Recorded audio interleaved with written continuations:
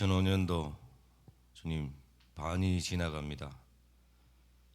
한 주간도 주님 은혜 가운데 살아가기를 소망해서 열심으로 살고 오늘 이 자리 주님 전에 나와서 예배하기를 소망합니다.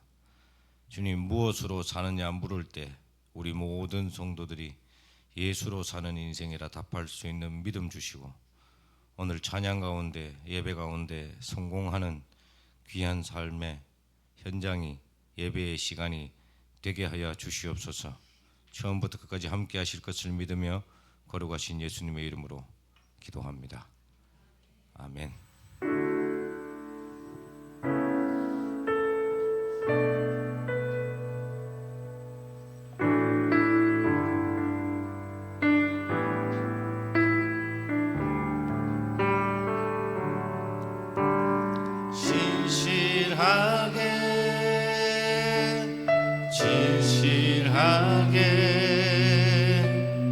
거룩하게 살게 하소서.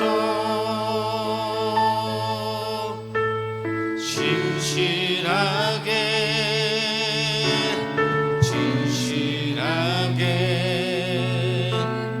거룩하게 살게 하소서. 한 번 더 우리 신실하게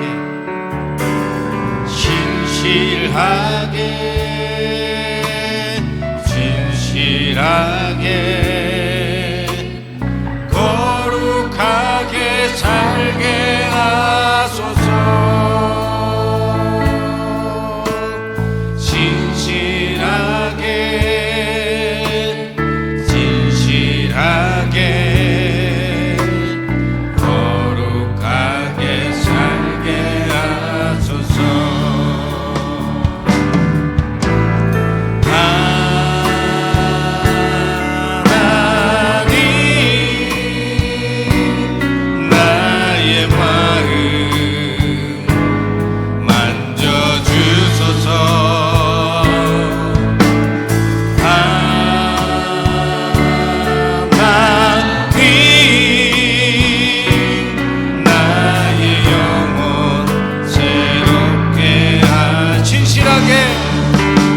진실하게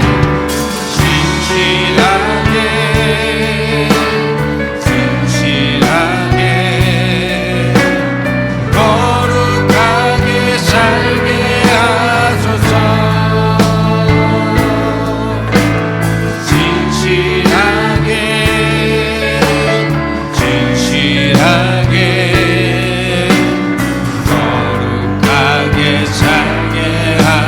하나님 나의 기도 들어주소서. 하나님 나의 기도 들어주소서.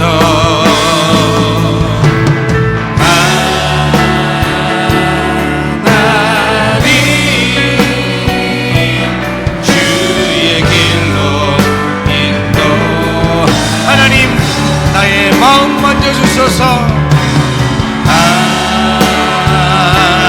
하나님 나의 마음 만져주소서.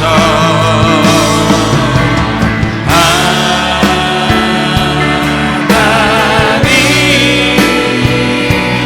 나의 영혼 새롭게 하나님 나의 기도 들어주소서.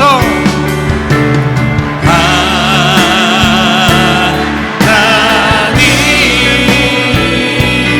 나의 기도 들어주소서.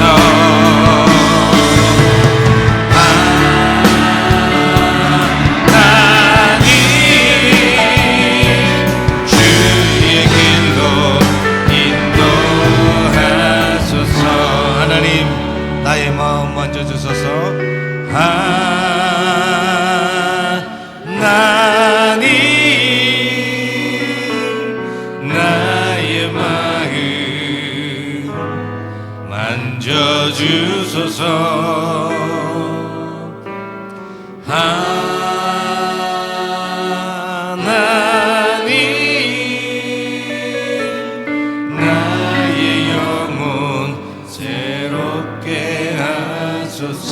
우리 모일 때 주 성령 임하십니다. 우리 모일 때 주 성령 임하리. 우리 모일 때 주 이름 높이리. 우리 마음 모아 주를 경배할 때 주님 축복하시리.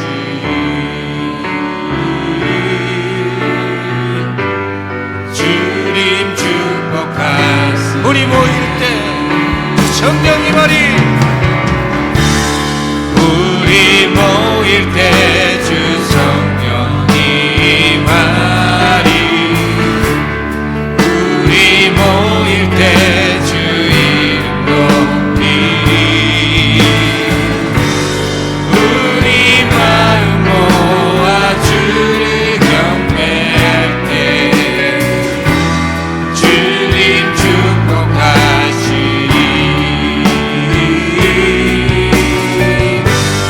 주님 우리 온 마음 다해 마지막으로 고백합니다. 우리 모일 때 우리 모일 때 주 성령 임하리. 우리 모일 때 주 이름 높이리. 우리 마음 모아 주를 경배할 때 주님 축복하시리. 주님 우리 마음 모아 주를 경배할 때 우리 마음 모아 주를 경배할 때 주님 축복하시리. 주님 축복하시리. 아멘. 우리 박수 치며 찬양하겠습니다.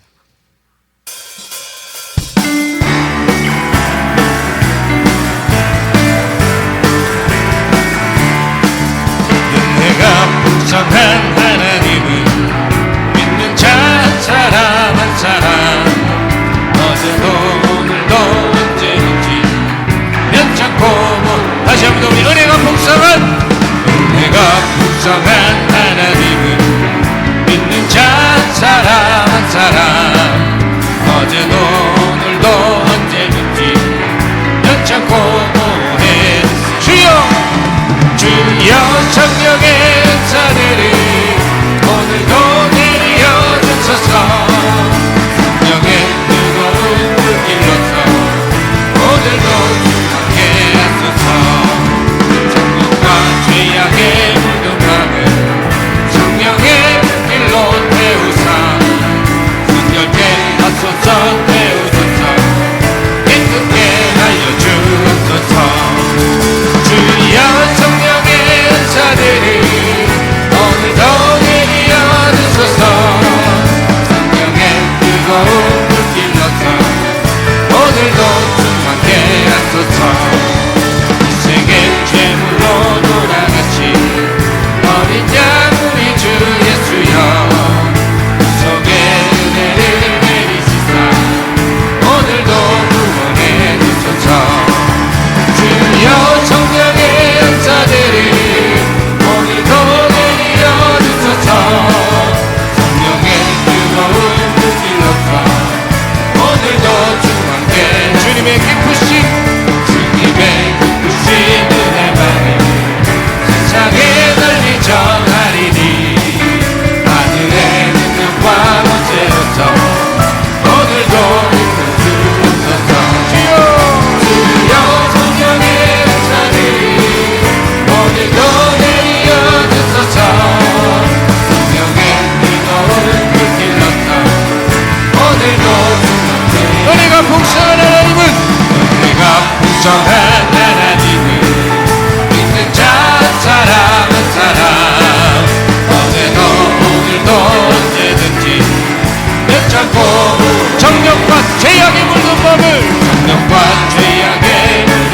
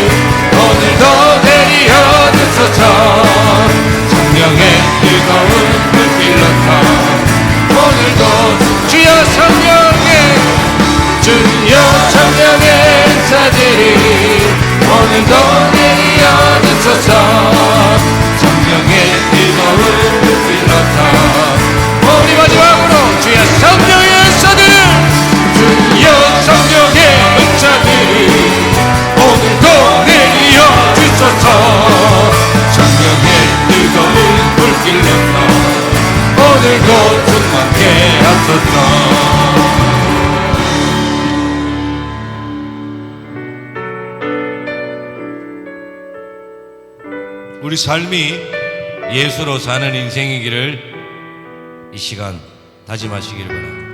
할렐루야. 내 이름 불러주시고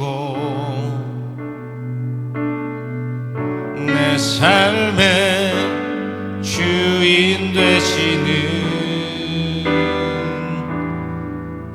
내 맘에 노래 되시는 그는 크신 나의 예수님. 내 이름 불러주시고 내 이름 불러주시고 내 삶의 주인 되시는 내 맘에 노래 되시는 그는 크신 나의 예수님. 삶의 무게가 내 맘을 누르고 버티림 없는 시간을 지났네. 예수만 의지하는 삶 되기 원하네. 주는 그네 주님 시선을 거두지 않은 삶 주의 은혜로 감당케 하시네. 예수로 사는 인생 책임져 주시니 주께 맡기네.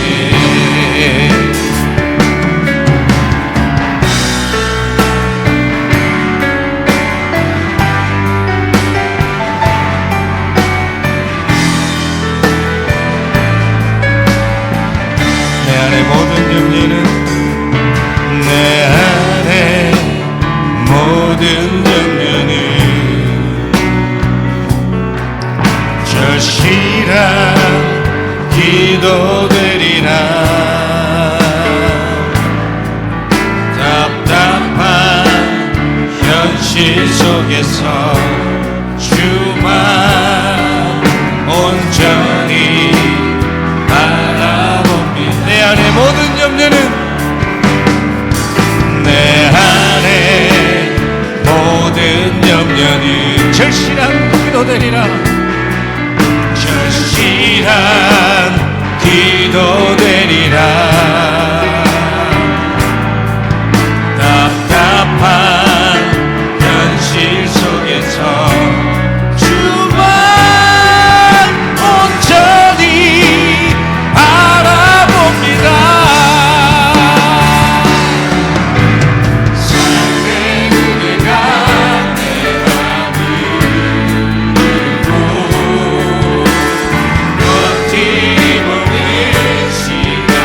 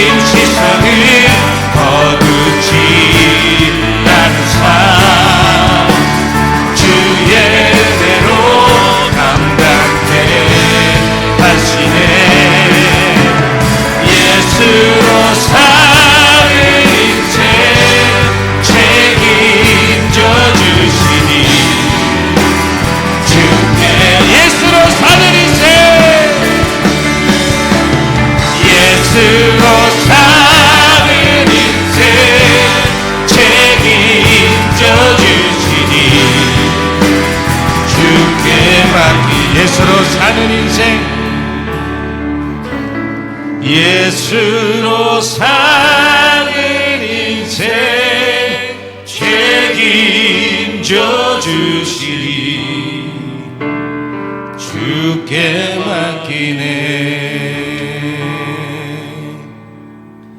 여호와는 나의 사랑이시요 나의 요새이시요 나의 산성이시요 나를 건지시는 이시요 나의 방패이시니 내가 그에게 피하였고 내가 그 내 백성을 내게 복종하게 하셨나이다.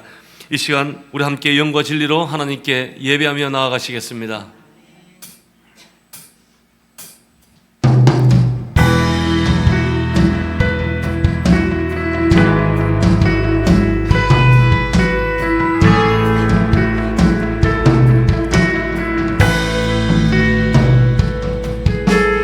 당신은 영광의 왕, 당신은 평강의 왕, 당신은 하늘과 땅의 주, 당신은 정의의 아들.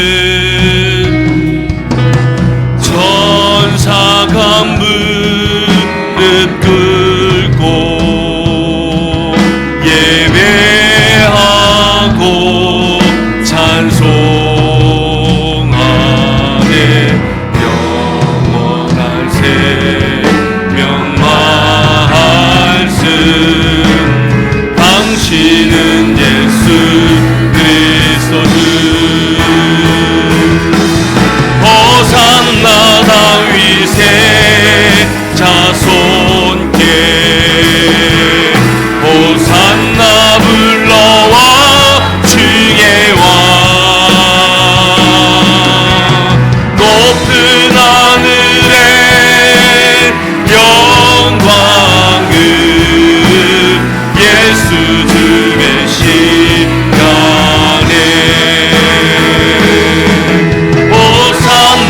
다윗의 자손께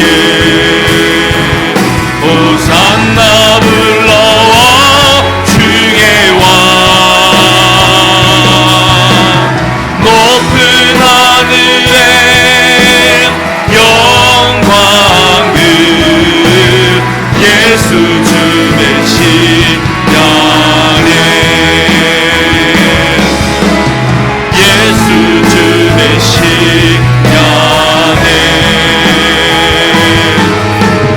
예수 주의 시간에. 전능하사 천지를 만드신 하나님 아버지를 내가 믿사오며 그 외아들 우리 주 예수 그리스도를 믿사오니 이는 성령으로 잉태하사 동정녀 마리아에게 나시고 본디오 빌라도에게 고난을 받으사 십자가에 못 박혀 죽으시고 장사한 지 사흘 만에 죽은 자 가운데서 다시 살아나시며 하늘에 오르사 전능하신 하나님 우편에 앉아 계시다가 저리로서 산자와 죽은 자를 심판하러 오시리라. 성령을 믿사오며 거룩한 공예와 성도가 서로 교통하는 것과 죄를 사하여 주시는 것과 몸이 다시 사는 것과 영원히 사는 것을 믿사옵나이다. 아멘. 여호와께서 내 음성과 내 간구를 들으심으로 내가 그를 사랑하는도다. 그의 귀를 내게 기울이셨으므로 내가 평생에 기도하리로다. 사망의 줄이 나를 두르고 스올의 고통이 내게 이르므로 내가 환난과 슬픔을 만났을 때에 내가 여호와의 이름으로 기도하기를 여호와여 주께 구하오니 내 영혼을 거치소서 하리로다. 여호와는 은혜로우시며 의로우시며 우리 하나님은 긍휼이 많으시도다. 여호와께서 내 순진한 자를 지키시나니 내가 어려울 때에 나를 구원하셨도다. 내 영혼아 내 평안함으로 돌아갈지어다. 여호와께서 너를 후대하심이로다. 주께서 내 영혼을 사랑해서 내 눈을 눈물에서 내 발을 넘어짐에서 건지셨나이다. 내게 주신 모든 은혜를 내가 여호와께 무엇으로 보답할까? 내가 구원의 잔을 들고 여호와의 이름을 부르며 여호와의 모든 백성 앞에서 나는 나의 서원을 여호와께 갚으리로다. 그의 경건한 자들의 죽음은 여호와께서 보시기에 귀중한 것이로다. 아멘.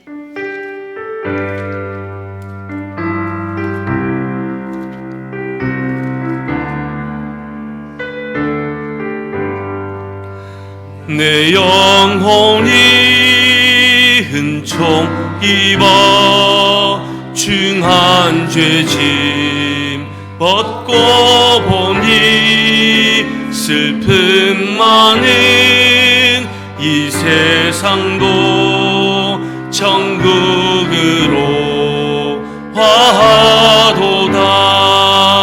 할렐루야 찬양하세. 내 모든 죄 사함 받고 주 예수와 동행하니 그 어디나 하늘나라.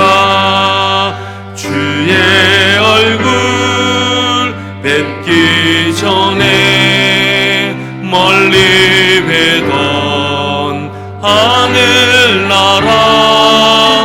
내 맘속에 이루어지니 날로 날로 가깝도다. 할렐루야 찬양하세. 내 모든 죄 사함 받고 주 예수와 동행하니 그 어디나 하늘나라. 높은 산이 거친 들이 초막이나 궁궐이나 내 주 예수 모신 곳이 그 어디나 하늘나라. 할렐루야 찬양하세. 내 모든 죄 사함 받고 주 예수와 동행하니 그 어디나 하늘나라.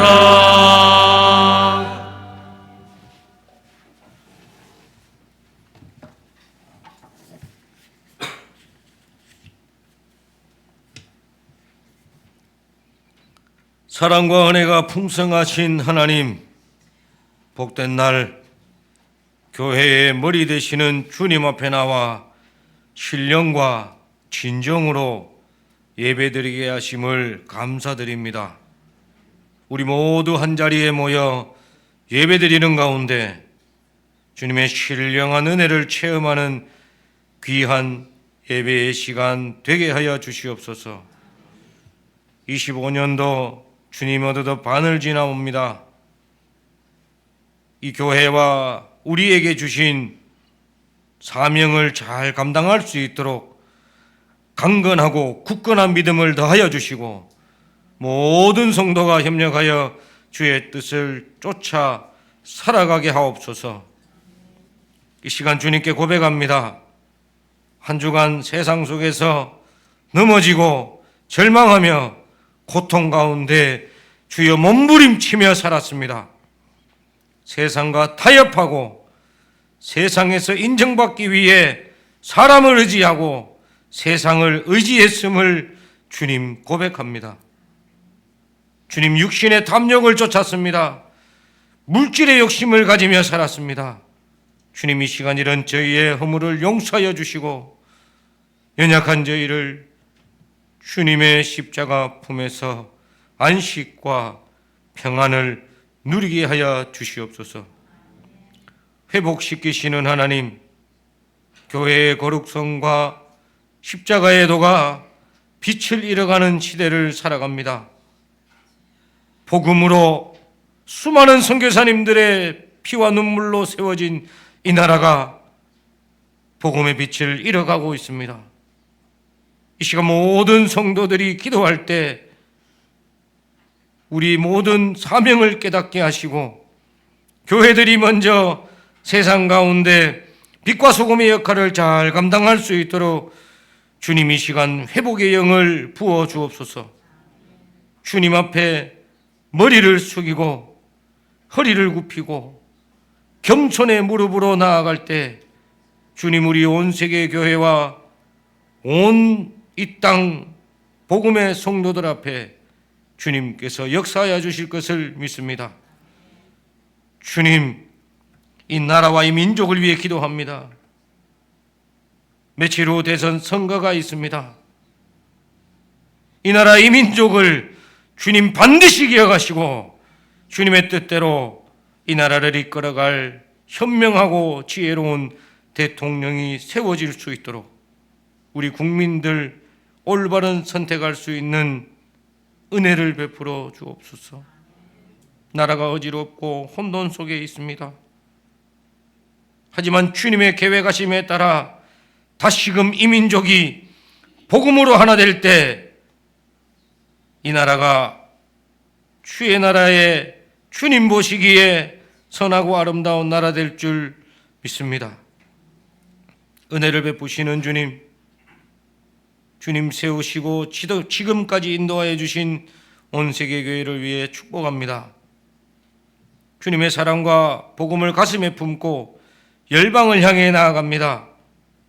7월 단기 선교를 앞두고 각 기관이 기도하고 준비하고 있습니다. 준비하는 손길 위에 복의 복을 더하시고 우리의 작은 몸부림이 주님 보시기에 선한 영향력을 가지는 교회 되게 하시고 선교의 자리에 성령의 역사가 일어나는 귀한 시간 되게 하여 주시옵소서. 권능의 하나님, 시간 주님의 진리의 말씀을 대언하실 목사님을 기억하시고 성령님 친히 인도하여 주셔서 성령 충만함으로 은혜가 넘치는 말씀의 시간, 예배의 시간이 되게 하옵소서. 모두가 어렵고 힘든 시기를 지나고 있습니다. 이 예배를 통하여 힘을 얻게 하시고 예배를 통하여 믿음 충만케 하시고 예배를 통하여 승리자의 삶을 살아가게 하여 주시옵소서. 채우시고 세우시는 주님, 오늘 이 예배의 자리에 함께한 성도들, 물질로 어려움이 있는 성도에게는 물질로 채우시고 영육간의 아픔으로 찾아온 성도에게는 영육간에 치료하여 주시고 세상의 고통으로 지쳐갈 때 하나님의 음성이 필요한 자에게는 이 예배를 통해 주의 음성을 듣는 귀한 예배의 시간 되게 하여 주시옵소서. 이 시간 예배를 위해 보이지 않는 곳에서 헌신하고 봉사하는 손길들을 기억하여 주시고 섬길수록 기쁨과 평안이 넘쳐나는 삶이 될 줄 믿으며 이 모든 말씀 걸어가신 예수님의 이름으로 기도드립니다. 아멘.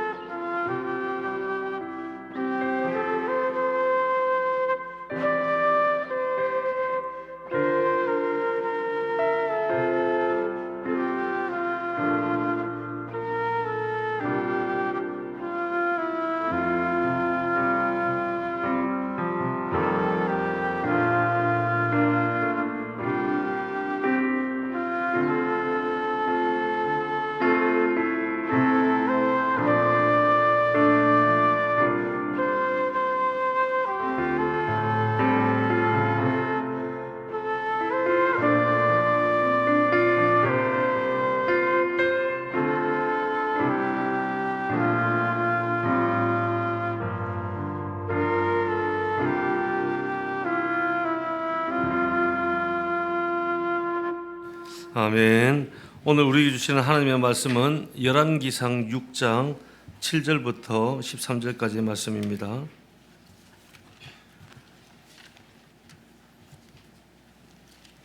열왕기상 6장 7절부터 13절까지 말씀, 구약성경 519페이지입니다. 우리 함께 찾으시겠습니다. 열왕기상 6장 7절부터 13절까지 말씀, 우리 함께 읽겠습니다. 시작. 이 성전은 건축할 때 돌을 그 뜨는 곳에서 다듬고 가져다가 건축하였으므로 건축하는 동안에 성전 속에서는 방망이나 도끼나 모든 철 연장 소리가 들리지 아니하였으며 중층 골방의 문은 성전 오른쪽에 있는데 나사 모양 청계로 말미암아 하층에서 중층에 오르고 중층에서 셋째 층에 오르게 하였더라. 성전의 건축을 마치니라. 그 성전은 백향목 스가래와 널판으로 덮었고 또 온 성전으로 돌아가며 높이가 5규빗 되는 다락방을 건축하되 백향목 들보로 성전에 연접하게 하였더라.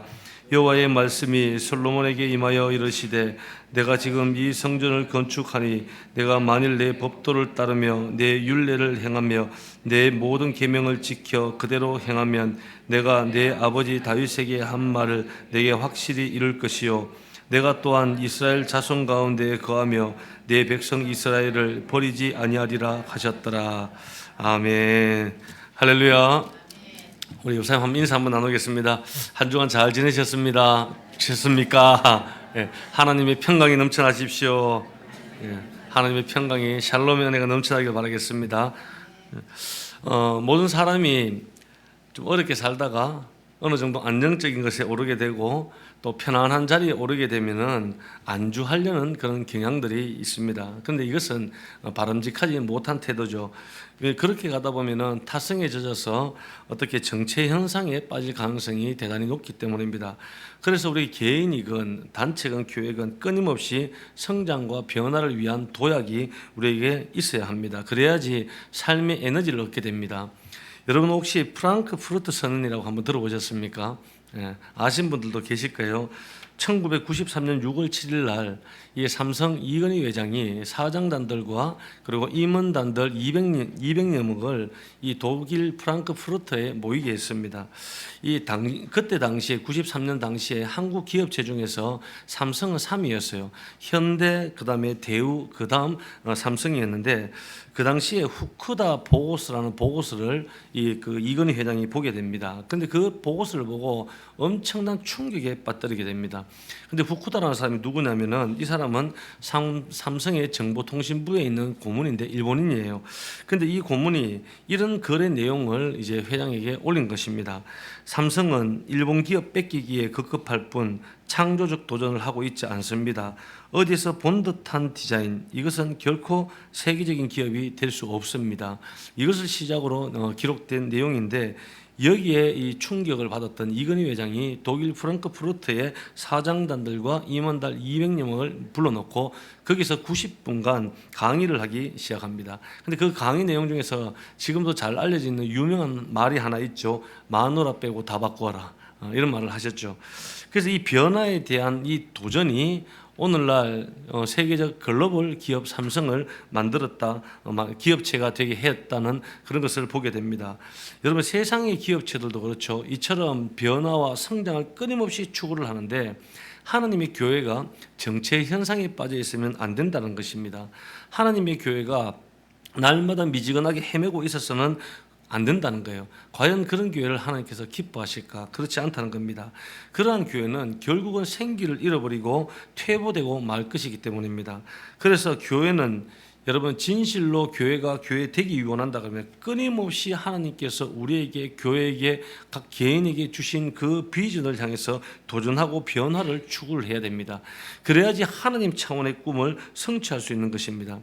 그래서 성경에도 보면 여러분 사도행전에 정체되었기 때문에 할 수 없이 하나님께서 그 교회를 흩어져 버리게 만들었던 교회 하나가 소개되어 있습니다.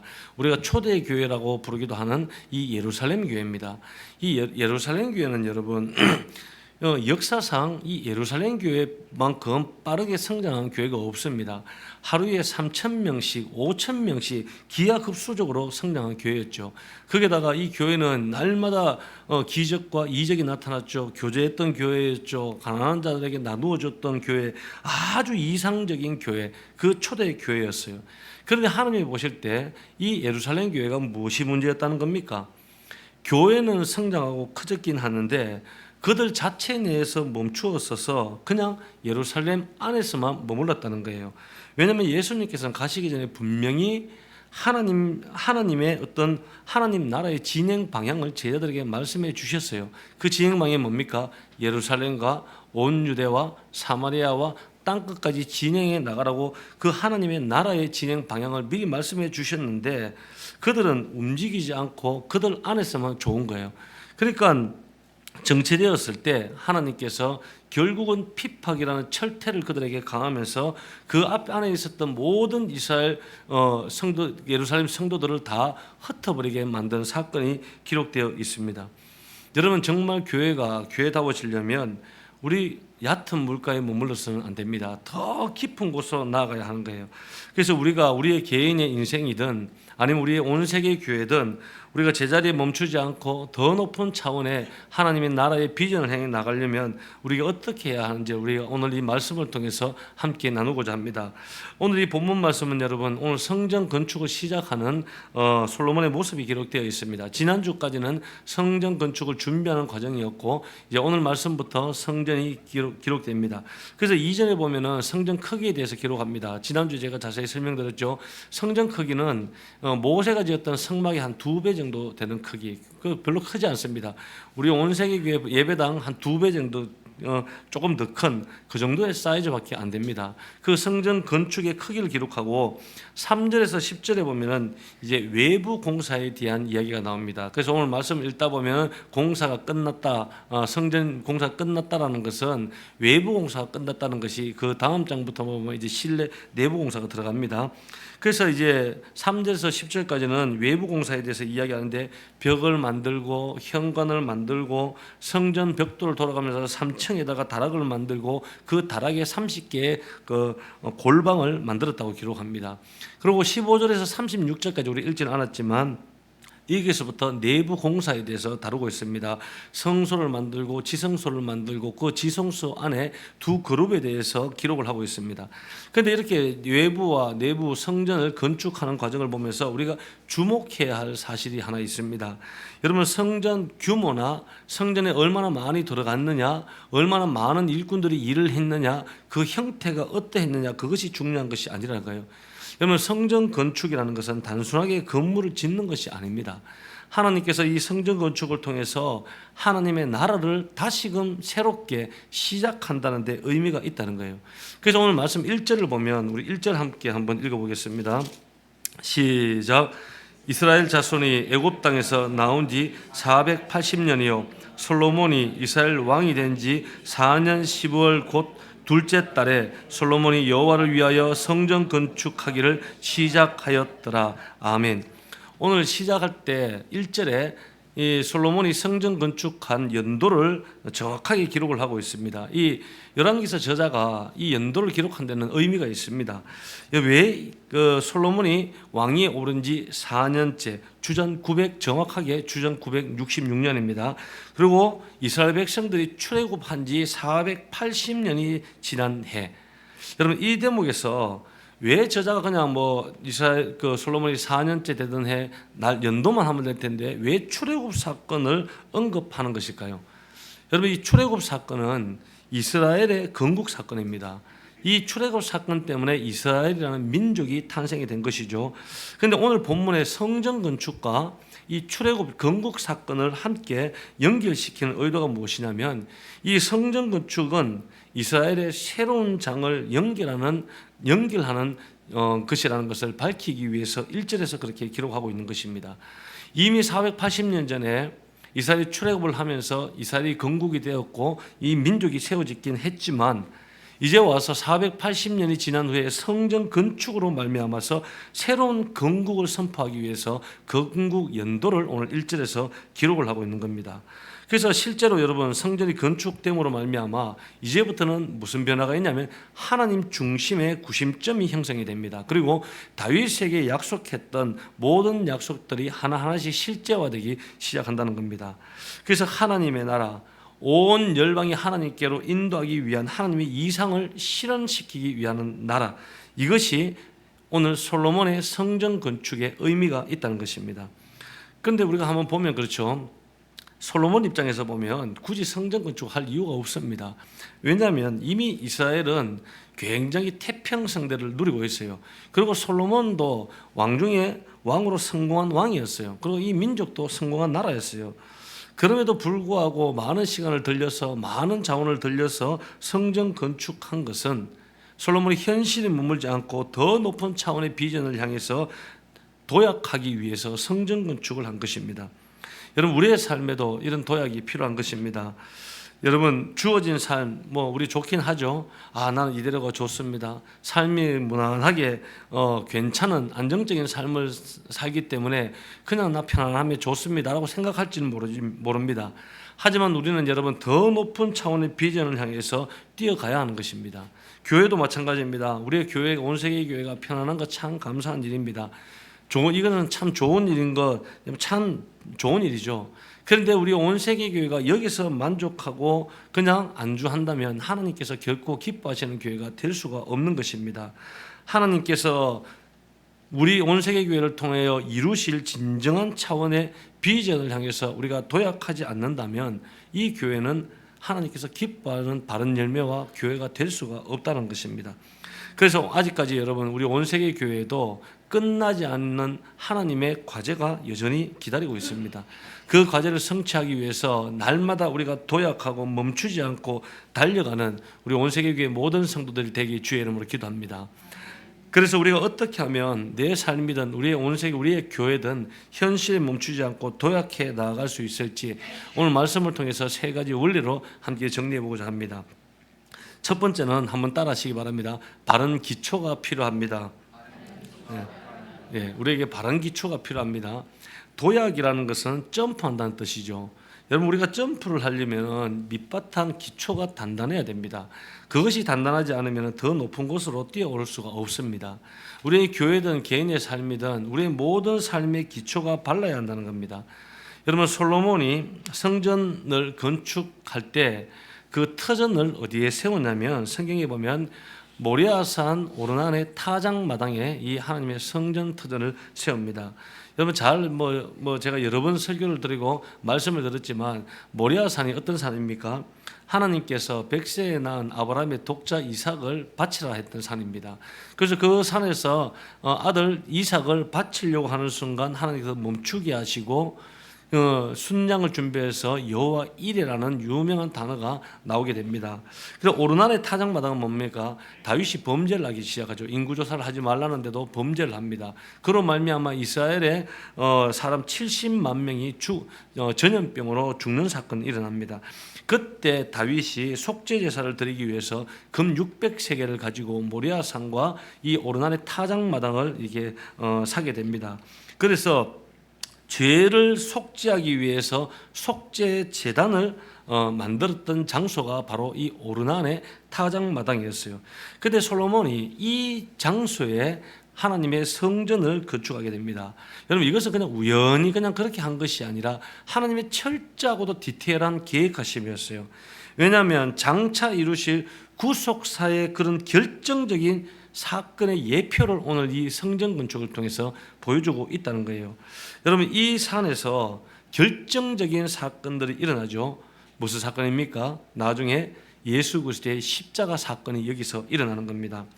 예수님은 이 모리아산의 이 재단 위에 그 아들이요. 예수님은 오르난의 타작마당에 속죄의 피를 흘리게 된 번제단이라는 사실입니다.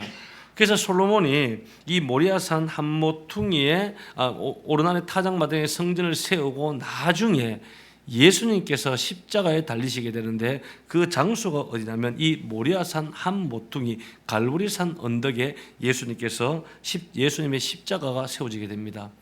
여러분, 이것은 하나님의 구속사에 대단히 중요한 예언의 성취가 이 갈보리산 위에서 이루어지게 된다는 사실입니다. 그래서 오늘 이 성전 건축의 이 장소는 그냥 아무데나 세운 장소가 아니라는 거예요. 예수님 십자가의 보혈이 있는 장소고 하나님 구속의 역사의 핵심이 있는 장소가 바로 이 장소라는 겁니다. 그래서 여기에 솔로몬이 하나님의 성전을 건축한 것이죠. 여러분, 이것을 보면서 우리의 삶도 마찬가지입니다. 우리의 삶의 터전을 어디에 세워야 됩니까? 복음 위에 세워야 되는 거예요. 우리는 십자가 위에 우리의 삶을 세워야 하는 거예요. 세상의 기초를 삼거나 아니면 나의 야망을 기초로 삼고 나의 성공을 기초로 살면서 살아가다 보면 내가 잘 살 것 같지만 결국 그 결말은 좋지가 않다는 거예요. 그래서 십자가 위에 복음 위에 삶의 기초를 세우시기 바랍니다. 우리 사역자들 가운데도 그런 분들 많아요. 날마다 하나님의 비전을 얘기하고 하나님의 꿈을 얘기하고 그렇게 이야기하지만 목회자들도 여러분 야망 위에 자신의 성공 위에 하나님의 일을 하는 것을 많이 보게 됩니다. 여러분, 이것은 대단히 위험한 것이죠. 그래서 기초가 잘못되면 우리에게 남길 열매가 잘못될 수밖에 없습니다. 그래서 십자가만이 진정한 하나님의 지혜요, 십자가만이 하나님의 파워입니다. 여러분, 십자가 위에 여러분의 삶의 터전을 견고하게 올리시길 주의 이름으로 축복합니다. 두 번째로는 바른 방법이 필요합니다. 한번 따라하시기 바랍니다. 바른 방법이 필요하다. 예. 우리의 삶의 방식이 세상과 똑같아서는 안 된다는 거예요. 여러분, 세상과 방식도 다르고 세상 사람들이 생각하는 생각도 다르고 우리의 진행 방향도 모습도 달라야 한다는 말이에요. 우리 오늘 7절 말씀을 우리 함께 한번 읽어봤으면 좋겠습니다. 7절 함께 읽습니다. 시작. 이 성전은 건축할 때에 돌을 그 뜨는 곳에서 다듬고 가져다가 건축하였으므로 건축하는 동안에 성전 속에는 방망이나 도끼나 모든 철 연장 소리가 들리지 아니하였으며. 아멘. 솔로몬이 여러분 이 성전을 건축할 때 굉장히 특이한 방법 하나가 오늘 7절에 소개가 되어 있습니다. 건축하는 동안에 그 건축 현장에 도끼 소리나 망치 소리나 철 연장 소리가 하나도 한 개도 들리지 않게 했다고 기록합니다. 여러분, 일반적으로 우리 공사 현장 가보잖아요. 그럼 어떻습니까? 막 방망이 소리, 망치 소리 나죠. 철 자르는 쥐 소리 나죠. 위에서 보면은 막 소리, 아우성 소리 나죠. 잡다는 소리가 굉장히 많이 납니다. 그런데 솔로몬이 성전을 건축하는 방법을 보면 그렇지 않았어요. 조용했습니다. 아무 소리도 안 들었어요. 왜 그랬을까요? 이미 채석장에 가서 정확하게 수치를 맞춰 가지고 거기서 돌이나 나무나 모든 것을 다 재단해서 다듬어 와서 성전에서는 그냥 붙이기만 했기 때문에 성전 안에서는 연장 쓸 일이 없었다는 거예요. 그래서 성전 건축이 끝날 때까지 성전 안에서는 철 연장 소리가 들리지 않았다는 거예요. 여러분, 솔로몬이 왜 이렇게 했을까요? 오래전에 출애굽기 20장 25절 그리고 신명기 21장 5절을 보게 되면 하나님께서 이미 오래전에 모세에게 말씀하신 바가 있습니다. 분부한 것이 있어요. 그 말씀이 뭐냐면 제단을 쌓을 때 돌을 정으로 깨거나 철기를 대지 말라고 하나님께서 분부를 하셨습니다. 그러니까 이 말의 의미가 뭐냐면 이 세상 사람들이 우상이라든지 세상 사람들이 제단을 쌓는 것처럼 그렇게 하지 말라는 거예요. 세상의 제단을 쌓을 때는 오만 가지 소리가 많이 납니다. 아우성 소리 나고 철기대는 소리 나고 도끼 찍는 소리도 나고 망치질하는 소리도 나는데 하나님의 성전을 지을 때는 그렇게 하지 말라는 거예요. 세상은 시끌시끌하게 건축을 하지만 그렇게 하지 말라는 거예요. 그래서 솔로몬이 이 말씀에 순종하기 위해서 세상의 소리가 들리지 아니하도록 조용하게 하나님의 성전을 건축했다는 거예요. 여러분, 오늘날 이 말씀은 여러분 우리가 하나님의 일을 하려면 세상과 달라야 한다는 거예요. 하나님의 우리가 일을 하려면 무언가 달라야 한다는 거예요. 세상 사람들처럼 아우성치거나 요란하고 떠벌리고 그렇게 해서는 하나님 일을 해서는 안 된다는 거예요. 하나님의 일은 어떻게 합니까? 한 사람 한 사람, 저와 여러분들이 조용히 소금처럼 녹아질 때, 하늘의 미랄이 조용히 하늘의 미랄처럼 조용히 자기 자신을 내려놓을 때 그때 하나님은 일하기 시작한다는 겁니다. 내가 외친다고 내가 뛰어다닌다고 하나님의 일이 진행될까요? 성경은 그렇게 말하지 않습니다. 잠잠히 하나님을 바라보면서 기도할 때 그때 하나님께서는 일하기 시작한다는 것입니다. 그래서 하나님의 성전 안에서는 여러분 세상 소리가 많이 나오면 안 됩니다. 하나님의 성전 안에서는 아우성 치는 소리가 나오면 안 돼요.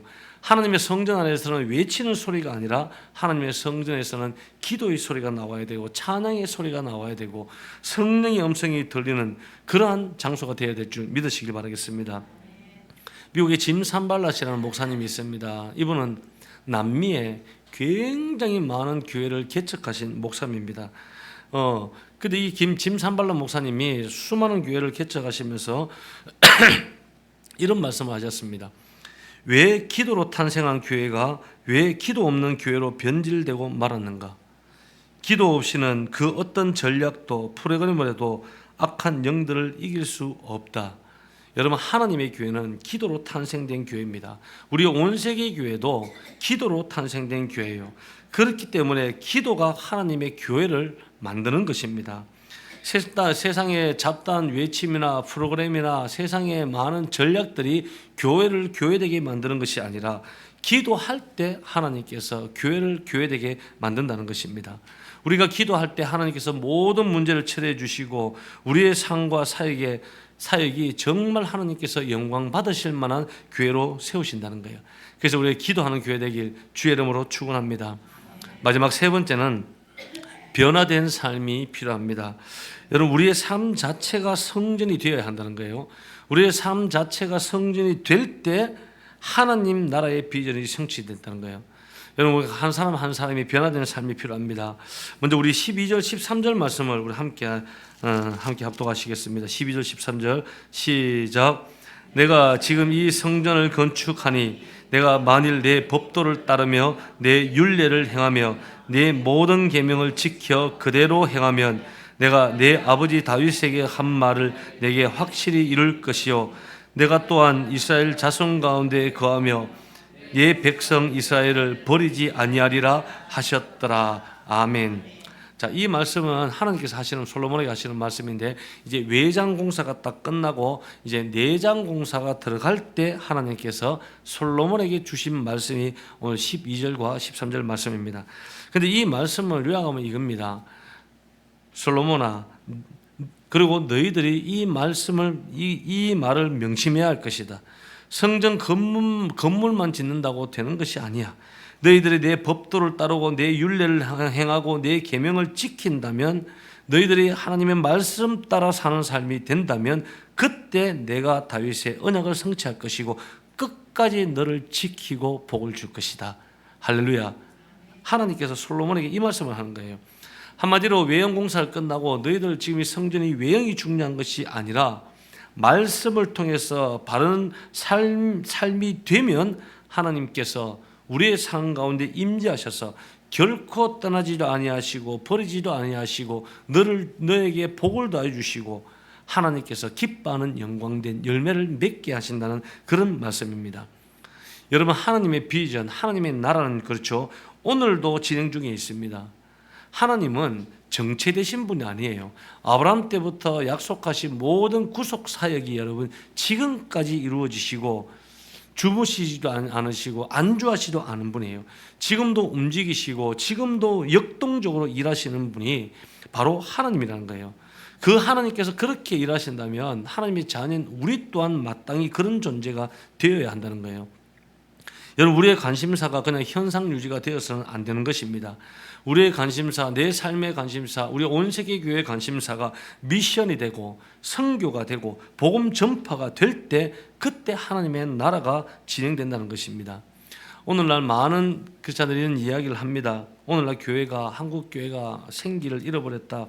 더 이상 복음의 시대는 저물어 갔다. 한국 교회는 뭐 희망이 없다. 그런 말을 하는데 여러분 그렇게 동의하십니까? 저는 그 말에 동의하지 않습니다. 지금이라도 우리 한국 교회가 가운데 성령께서 임하시고 우리의 성도들의 각 산 가운데 성령이 임하신다면 우리가 다시금 변화받고 부흥은 시작될 수 있다고 저는 믿습니다. 이 땅의 교회가 약해진 건 사실입니다. 이 땅의 교회 크리스찬 성도들이 약해진 것은 사실이에요. 그렇지만 성령이 임한다면 신사도행전적 역사는 지금도 반드시 일어날 수 있는 것입니다. 그러면서 짐 산발람 목사님이 이런 이야기를 합니다. 현대교회는 라오디게아 교회의 영성에 너무 익숙해져 있어서 그것이 문제인 것조차 느끼지 못하며 살고 있다. 여러분, 라오디게아 교회가 어떤 교회입니까? 우리 지난주 2부 때 소아시아 7교회를 다루었죠. 마지막 교회였죠. 그 교회가 라오디게아 교회였어요. 이 라오디게아 교회가 주님께 책망받았던 것이 뭡니까? 너는 차지도 뜨겁지도 않다. 배탄에 버릴 것이라는 책망을 받았습니다. 미지근한 그런 상태를 이야기하죠. 신앙을 이야기하죠. 오늘 짐 산발람 목사님이 그렇게 이야기합니다. 오늘날 우리 많은 현대 교인들이 미지근한 것이 당연한 시대, 내 할 일만 하면 되지 아무것도 하나님의 일에 대해서는 관심도 일도 하지 않는 것이 당연한 시대, 교회가 현상 유지에 급급한 것이 당연한 시대가 되어버리고 말았다고 이야기를 합니다. 여러분, 이것은 하나님께서 기뻐하지 않는 모습입니다. 이것을 우리가 깨뜨려야 하는 거예요. 작게는 우리 온 세계 교회부터 내 삶부터 깨뜨려야 하는 거예요. 라오디게아 교회처럼 뜨겁지도 않고 차지도 않고 내가 미지근한 영성이 있다면 그것을 여러분 깨뜨려야 하는 거예요. 그리고 하나님께서 기뻐하시는 새로운 차원의 비전을 향해서 오늘도 점프하고 도약하며 나아가시길 바라겠습니다. 여러분, 그 비결은 여러분 하나밖에 없습니다. 다시금 우리의 심령 속에, 우리의 가정 속에, 우리의 교회 속에 성령께서 임하시는 거예요. 어떻게 해서 성령께서 임하십니까? 우리가 기도할 때, 모여서 기도할 때 성령이 임하시고, 성령이 임하시면 다시금 새롭게 부흥이 임하는 것입니다. 그런 놀라운 부흥이 여러분들의 개인의 삶과 여러분들의 가정과 우리 온 세계 교회 가운데 넘치길 주의 이름으로 기도합니다. 이 시간 우리 한번 찬양 드렸으면 좋겠습니다.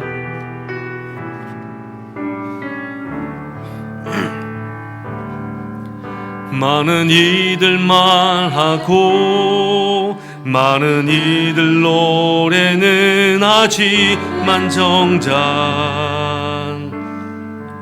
가지 않는 길, 두려운 생각보다 많이 힘들고 험한 길보단 그저 말로만 가려 하에 점점 멀어져만 가네. 내게 생명 주었던 그 길 점점 이용하려 하네. 내게 사랑 주었던 그 길 다시 복음 앞에 내 영혼 선해. 주님 만난 그때 나 다시 돌아가 주님께 예배 드리며 다시 십자가의 길. 우리 다시 한번 찬양합니다. 많은 이들 말하고 많은 이들 말하고 많은 이들 노래는 하지만 정작 가진 않는 길, 두려운 생각보다 많이 힘들고 험한 길보단 그저 말로만 가려기에 점점 멀어져만 가네. 내게 생명 주었던 그 길 점점 이용하려 내게 사랑 주었던 그 길을 내게 사랑 주었던 다시 복음 앞에 내 영혼이 서네. 복음 앞에 내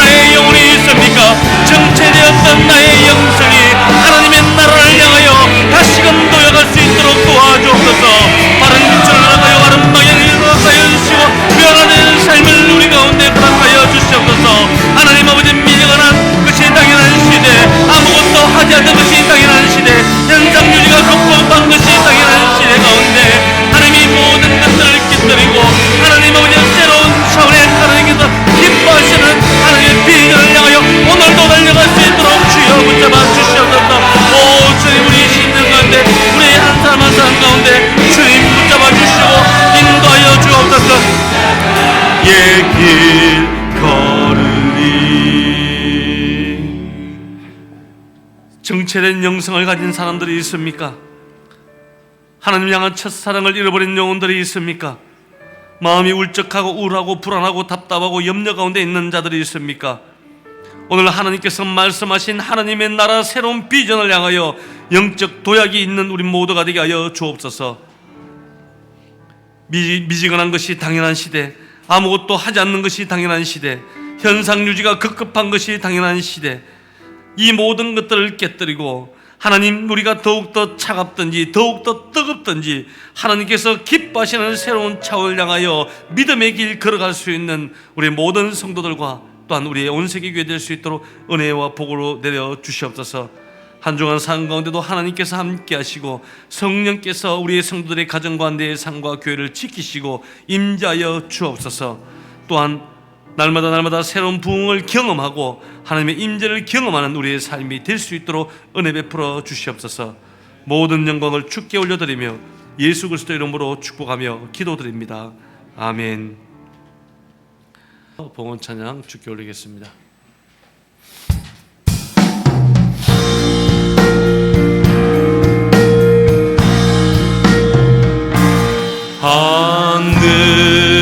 하늘에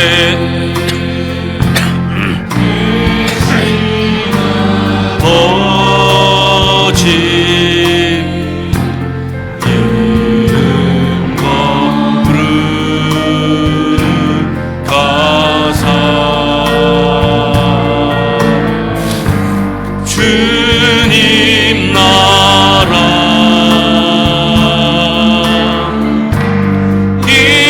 임하시고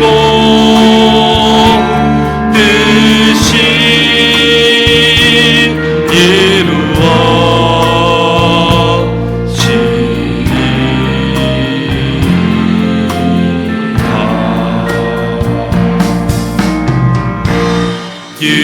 일용할 야식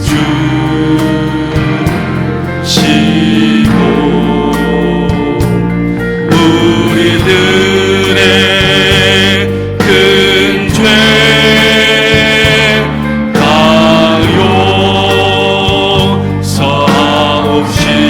용서하옵시고 또 시험에 들게 마시고 다만 악에서 구원하소서. 내게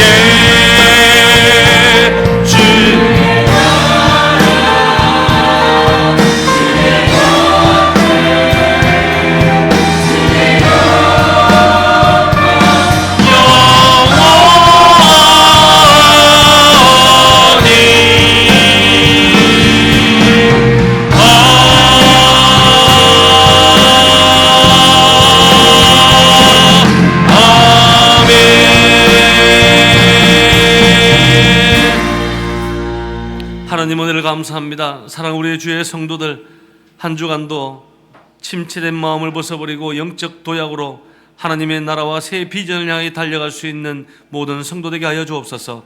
오늘도 공소로 오지 아니하고 귀한 예물로 하나님 앞에 올려드립니다. 감사 예물로 주일 헌금으로 11조로 1,000번제로 성경헌금, 구제헌금,